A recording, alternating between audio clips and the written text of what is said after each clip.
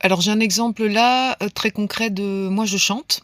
Depuis toujours en fait, depuis que je suis enfant, les souvenirs que j'ai de moi, c'est, de chanter sur la table du salon avec mon casque. J'ai chanté au karaoké en mode festif, alors j'ai bossé dans la musique, je me suis occupée de plein de groupes, donc pas trop de problèmes, à se montrer, à être sur une scène. J'ai bossé dans les médias, j'ai bossé en télé, en radio, enfin bon bref.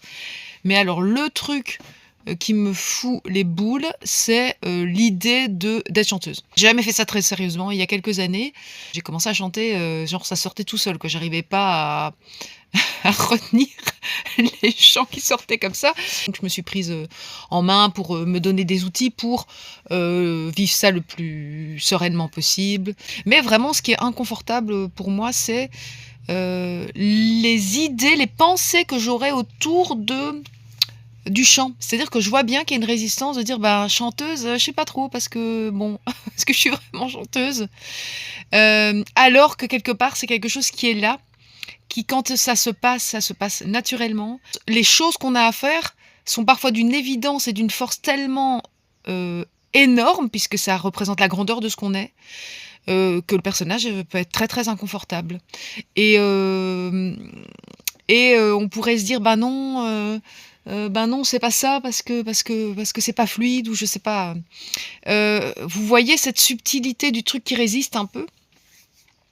Alors il y a rien à faire avec ça, hein, c'est toujours la même chose, voir n'est pas agir, mais c'est plutôt en tout cas moi dans ma manière de fonctionner, je vais voir la résistance directe parce que je vais me dire: «Oh bah non, il y a pas besoin, de toute façon en plus avec tout ce qui existe aujourd'hui, il y a plus besoin». Finalement, il y a bien assez de chanteuses, de chanteurs, de groupes, de thérapeutes, de banquiers, de cuistots, de tout ce que vous voulez. Vous allez toujours trouver une bonne excuse pour pas avoir à le faire. Et vous allez peut-être vous dire même: «Bah non, parce que de toute façon, il y a rien à faire».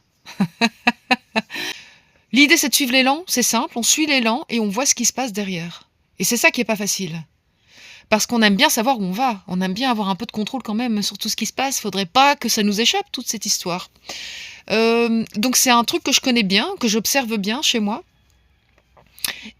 et ça n'empêche, que j'avance, voilà. Il y a pas de but en soi, l'idée n'est pas spécialement, d'en faire quelque chose vraiment, je dirais, moi quand je parle d'en faire quelque chose, c'est est-ce qu'il faut enregistrer un disque? Est-ce qu'il faut, absolument faire des concerts? Est-ce qu'il faut tout ça? Peu importe, mais c'est plutôt de suivre le fil des événements qui se présentent à nous, dans le flux de la vie. Qu'est-ce que la vie propose, quoi? Donc là, moi si je regarde, je vais aller chanter en effet dans un festival parce qu'on m'a voilà, il y a eu cette proposition qui s'est installée et donc ça me fait rire. Je me dis: «Bah, on verra bien», mais il y a ça permet de faire le point sur les attentes, ça permet de faire le point sur tout ce qu'on aimerait construire éventuellement, ce petit côté organisateur, ce petit côté: «Attendez, agenda, pratique», tout ça. Vous voyez le petit piège de la construction?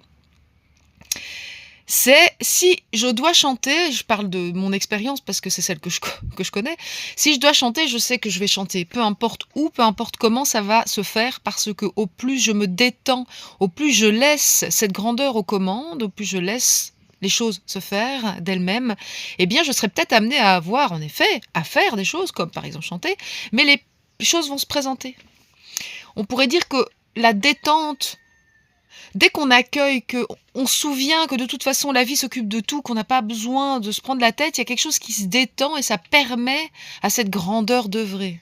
On pourrait le dire comme ça. Il y a, cette idée d'être au service de cette grandeur. Voilà, je me souviens que de toute façon, je suis au service, de cette grandeur et que les choses vont venir et quand je dis: «Je suis au service de cette grandeur», je sais bien que cette grandeur, c'est moi-même.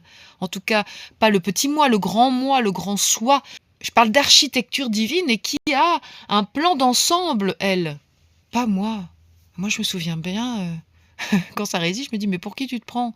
Soyez, juste observateur et honnête avec vous-même, là où vous voyez qu'il y a une petite résistance. Et j'aime beaucoup dans le courant miracle, c'est la paix ou pas, il y a pas de c'est la paix mais. Oui, si c'est la paix, mais bon, mais quoi, en fait? Si c'est la paix, c'est la paix. Si c'est la paix, on y va et y aller, ça veut pas dire qu'il peut pas avoir de l'inconfort dans l'instant. Parce qu'on pourrait se dire: «Ouais, mais s'il y a de l'inconfort, c'est que c'est pas ça». Ah, c'est parce que le il y a ça frotte parce que le personnage, il résiste un peu. Il se dit: «Oui, mais non» et alors ça peut être, lié à des blessures, à des choses qu'on a traversées dans, l'idée de se mettre un peu à nu, en danger parce que, heu, je pense que moi dans en tout cas dans mon histoire, dans ce que j'ai pu vivre, il y a j'ai été fort blessée, heu, dans le milieu en plus autour de la musique et que, c'est pas quelque chose où je me sens hyper confortable et donc il est hors de question, elle se dit la petite, elle se dit: «Il serait bien hors de question de me retrouver dans le milieu». Mais c'est peut-être pas ce milieu-là dont on parle et je peux pas savoir moi. Par contre, ce qui est sûr, c'est que j'ai pas envie de résister à ça. Aujourd'hui, la boucle est bouclée, la l'acceptation est totale et je on fait pas marche arrière, en fait, c'est plus possible. Une fois que la conscience s'est révélée à elle-même, on observe ça, on sait qu'on est en train de jouer un rôle et heu et c'est tout. On peut pas s'éloigner de ce qu'on est déjà, c'est pas possible, tout est déjà là. De dire: «Il y a quelque chose de plus grand qui me pousse à faire des choses improbables» et on comprend pas toujours pourquoi. Ça n'a pas toujours du sens. Hem Et c'est la foi qui nous aide, moi j'ai toujours eu beaucoup la foi et je disais beaucoup: «J'ai foi en la vie, je sais que la vie va s'occuper de ça, que j'ai pas besoin de m'occuper, si ça doit se faire, ça va se faire, si ça se fait pas, ça se fait pas» et donc c'est un peu cette idée, hein, c'est vraiment ça, hein, c'est de se dire c'est comme ça que j'en suis, finalement, arrivée, à ça dans la vie, j'ai toujours eu cette foi, d'avancer en fait, de me dire: «Bah, voilà, apparemment c'est plus possible là, bon ben, même si c'est difficile, hein, on peut traverser des choses vraiment très, très dures, très, très intenses vraiment et ça ne vous avez on a le droit de ressentir ça. C'est très, très, très ça peut être très, très, très, très, très douloureux, heu, mais heu, il y a toujours tellement de beauté.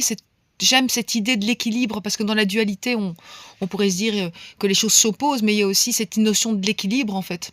Terre est en équilibre et de manière, naturelle, la vie va toujours chercher l'équilibre. La vie, les vies, parce qu'on pourrait même dire dans les vies, donc tout va chercher l'équilibre et donc bah, quand on traverse des choses, très, très difficiles, très sombres, on peut avoir aussi des vies parce que vous savez, quand on rencontre nos frères et sœurs, les autres amis humains, et qu'on écoute les histoires et qu'on apprend à écouter, on se rend compte parfois des expériences horribles que certaines personnes vivent, de violence, de souffrance, enfin peu importe et encore une fois, c'est très humain de se comparer, de se dire: «Oh là là, mais moi j'ai pas de problème par rapport à ça», parce qu'on se compare tous les uns les autres, hein, sinon ce serait trop facile et hem et en fait, ce qui est magnifique avec la résilience, c'est qu'on se rend compte que les personnes qui ont vécu des choses très, très dures, ben, il y a eu aussi beaucoup, beaucoup, beaucoup, beaucoup, beaucoup de très, très belles choses derrière et moi je vois cet équilibre qui est à l'œuvre.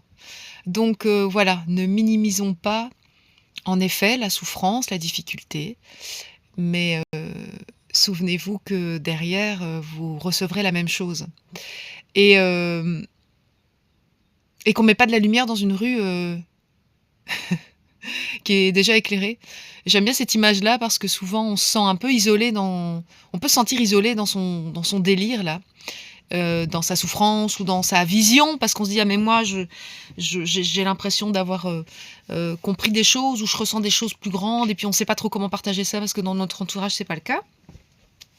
Vous n'êtes jamais seul, vous êtes toujours accompagné par votre grandeur, hein et bah, oui, on va pas mettre de la lumière dans une rue où il y a déjà de la lumière. Donc on met de la lumière là où on en a besoin et donc moi j'ai vraiment à cœur d'aider chaque petite lumière que je rencontre à se révéler de plus en plus parce que, ben, on en a tous besoin.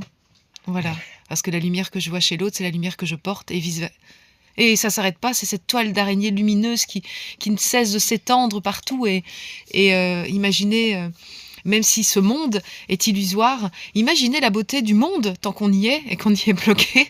Heu, Si tout le monde, heu, retrouvait sa propre lumière en fait, assumait sa propre lumière, laissait grandir cette lumière, laissait rayonner cette lumière, bah, ce serait, une autre aventure. Voilà.